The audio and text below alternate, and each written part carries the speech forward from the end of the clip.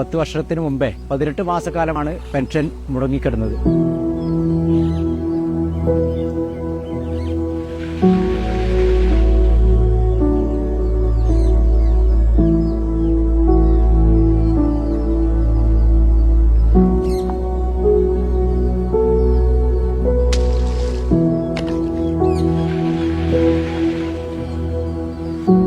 Pension കിട്ടുന്നത് നമുക്ക് സഹായം ചെയ്യുന്നത് തന്നെയല്ലേ അവര്.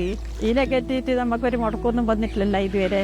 അതുകൊണ്ട് നമ്മൾ നല്ല ഇതായിട്ട് ജീവിക്കുന്നത്. കിട്ടിയില്ലെങ്കിൽ നമുക്ക് ജീവിക്കാൻ കഴിയില്ല. കിട്ടുന്നതുകൊണ്ട് നല്ല ജീവമായിട്ട് നമ്മൾ ജീവിക്കുന്നത്.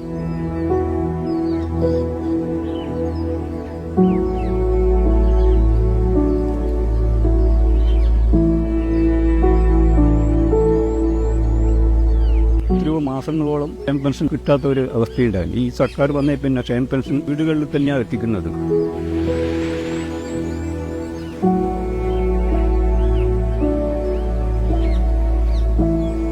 എന്നും ഈ മുന്നോട്ട് തന്നെ ഈ സർക്കാർ വരണം എന്നാണ് നിങ്ങളുടെ ആഗ്രഹം.